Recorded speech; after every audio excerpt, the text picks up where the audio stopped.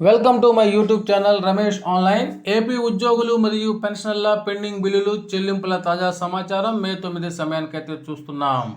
జూన్లో మరొక డిఏ అనే హెడ్లైన్తో ఉన్నటువంటి వీడియో అయితే మనం చూస్తున్నాం. చూసే ముందుగా ఫ్రెండ్స్ ఎవరైనా ఫస్ట్ టైం మన ఛానల్ని విజిట్ చేసినట్లయితే తప్పకుండా సబ్స్క్రైబ్ చేసుకొని పక్కనే ఉన్న బెల్ ఐకాన్ టచ్ చేయండి. తద్వారా నేను పోస్ట్ చేసే సమాచారం అందరికంటే ముందు మిమ్మల్ని తెరడానికి అయితే అవకాశం ఉంటుంది.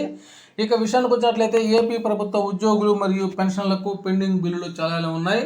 అందులో మనకు ఏప్రిల్ నెలాఖరు వరకు పిఎఫ్ లోన్స్ మరియు ఎస్ఎల్స్ అయితే కొన్నిటిని జమ చేయడం జరిగింది. ముఖ్యంగా ఎస్ఎల్స్ అయితే 2022 ఏప్రిల్ వరకు అప్లై చేసినటువంటి వారందరికీ కూడా జమ కావడం జరిగింది. అది కూడా 5 లక్షల నుంచి 10 లక్షల లోపు ట్రెజరీలో ఉన్నటువంటి బిల్లుని కూడా క్లియర్ చేయడం జరిగింది. అయితే ఇప్పుడు కొన్ని ఎస్ఎల్స్ యొక్క బిల్స్ స్టేటస్ కనుక పరిశీలించినట్లయితే అవన్నీ కూడా వెయిటింగ్ ఫర్ ఫండ్ క్లియరెన్స్ అనేటువంటి దశనే చూపిస్తూ ఉన్నాయి.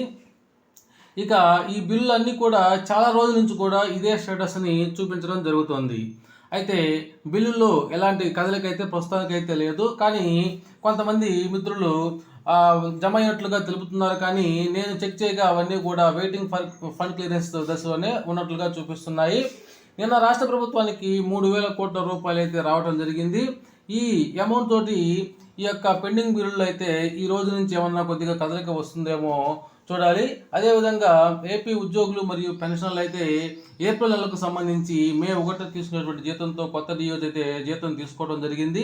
అదేవిధంగా జూన్లో మరొక 3.64% డిఏ తోటి మరొక డిఏని అయితే జూలై 1న తీసుకునేటువంటి జీతంతో తీసుకోవడానికి సిద్ధంగా ఉన్నారు మిత్రులారా. ఓకే ఫ్రెండ్స్, ఇది సమాచారం. ఇలాంటి సమాచారం కోసం మన ఛానల్ సబ్స్క్రైబ్ చేసుకోండి. అదేవిధంగా నచ్చినట్లయితే ఒక లైక్ చేయండి. Thank you for watching my videos.